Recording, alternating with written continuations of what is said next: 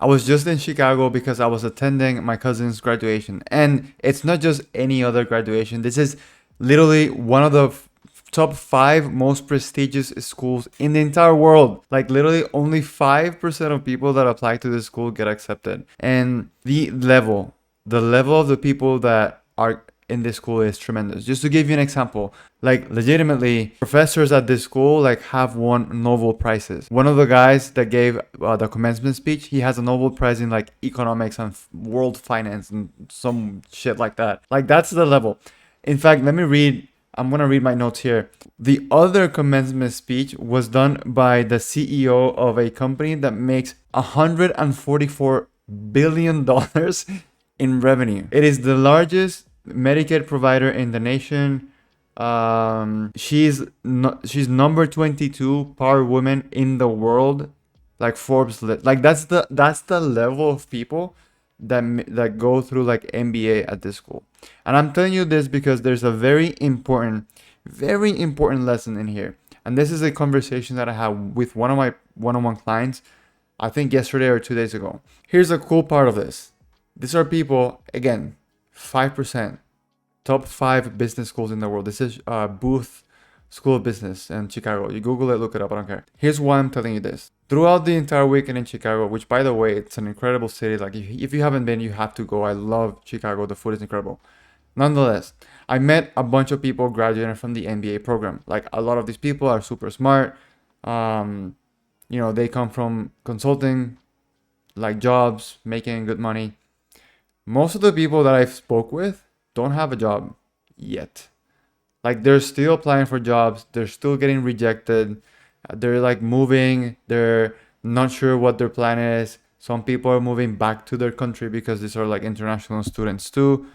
They're moving back. Some people are still applying.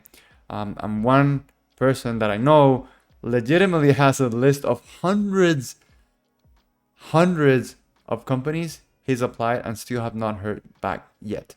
And these are people that are graduating from the best business school in the world, one of the best business schools in the world.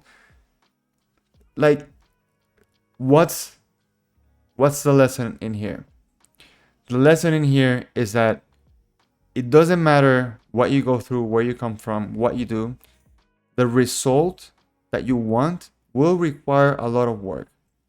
Even people graduating in this prestigious university, professors in your class have Nobel prizes. Like that level, like just having that school in your resume, it's heavy. They're still getting rejected. They still have to work. They still have to go through loopholes, messaging people in LinkedIn, like working. Nothing is handed to you in life, and you have to work. So when you're a coach, you're a business coach, you're a fitness coach, a mindset coach, a dating coach, whatever it is, take whatever time horizon you think you're going to be successful in and expand it by at least 6, 12, 18 months. Because it will require a lot of work. Yes, it is fun to think about the things that you're going to get in life, but trust me, it takes a lot of work.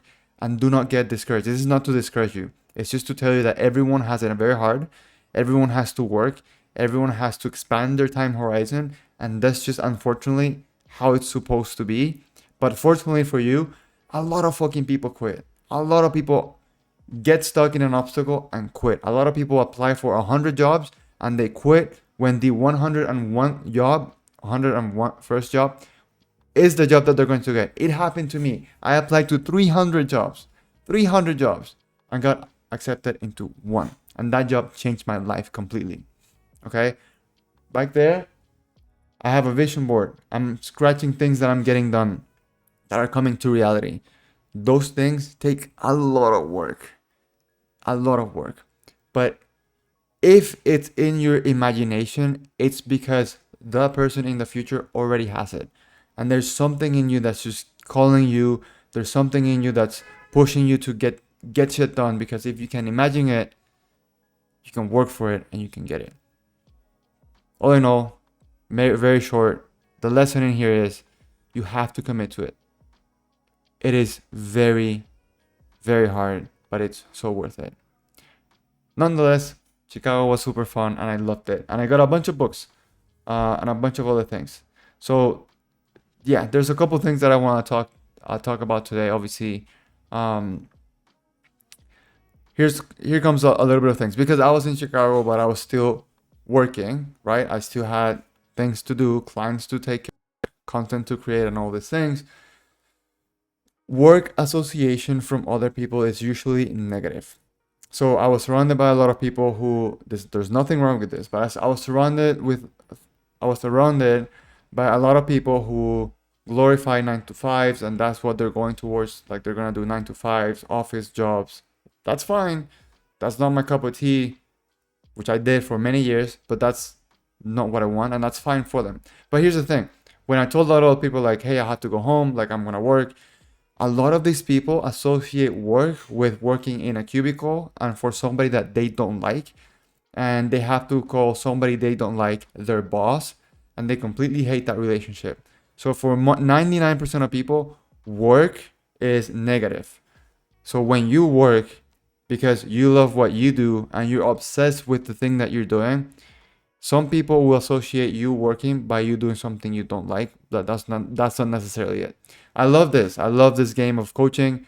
I fucking love it, and I fucking love working. Working isn't negative. But for some people, for the majority of people, working is negative. So don't get discouraged when this shit happens, okay? Some people like to obsess over happy hours after work and going to the bar after work and having mindless conversations on how are you, how was work, Sally from HR did this, John from finance did this. People love to obsess over that shit, over happy hours, over mindless one night stands, and that's what they like. If you are somebody that has high aspirations as an entrepreneur, you are built different.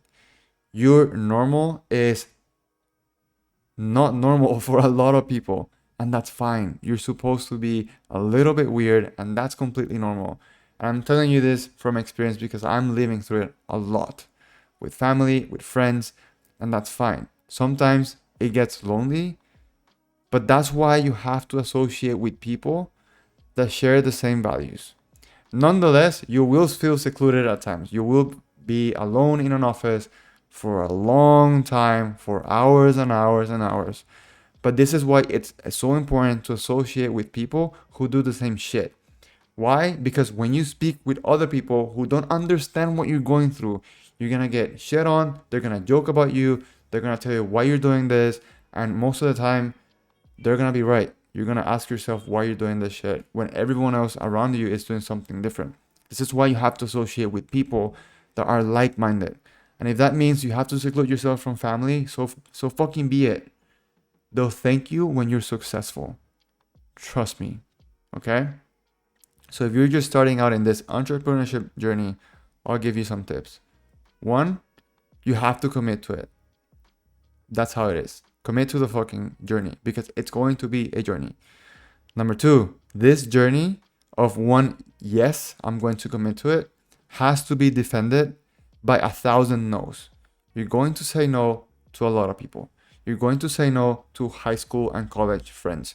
You're going to say no to family members that want the best for you. You're going to say no to old relationships, to girlfriends, boyfriends, whatever it is. You're going to say no to a lot of people because a lot of people are not going to understand what you want to go through, and they're not going to understand your vision and the fucking work that it takes to get there. And behold, it's a lot of fucking work. And with that comes my third and last tip.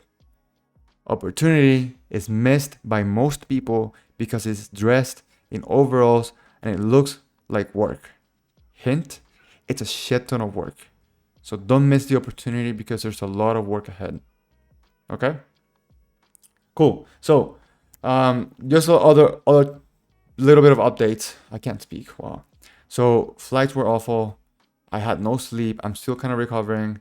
And then I bought a couple things that I'm going to show you. So I bought this kitchen timer. So it's like a Pomodoro method in a way, but a little bit more hardcore because it's like literally looking at me. Every time I want to do a task, I give myself 25 minutes. I hit start. and it stares at me for 25 minutes until I get that shit done. And say somebody calls me or something happens, I hit pause, and that timer stops because it's full 25 minutes of work. And I do it like 3 times in my work blocks. So it's kind of cool. I got it in Amazon. I think it was like $9, and it's working so far. So far, so good. And then I got a couple of books that I'm going to show you. So first book is Customer Success Manifesto. I'm reading this because I want to get way better for my clients, and I want to make sure I'm successful at managing them. So Customer Success Manifesto, that's one book I got. My mentor recommended this. Okay, so second book I got is Conversations with God. I got this from Peter Kale. He's a very successful guy. He does the VSLs for Mind Valley, and then he exited 2 companies, both at $40 million, so $80 million bucks. And he said this book changed his life.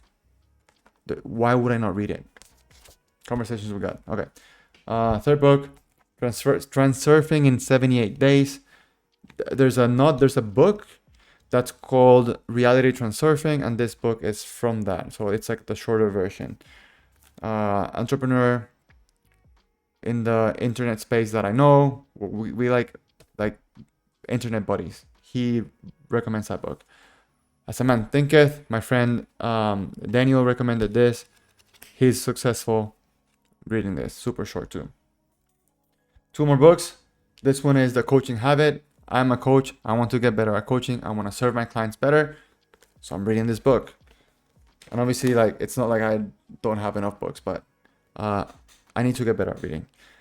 Best for last is this one. So if you can read, this is Every Man's Bible. So I'm doing this for the thumbnail. Okay, so Every Man's Bible, a friend of mine that I work with recommended this, and yeah, it like gives you like summaries of every book, and I'm excited to dive in because I've been wanting to do like Bible studies and just connect with God more.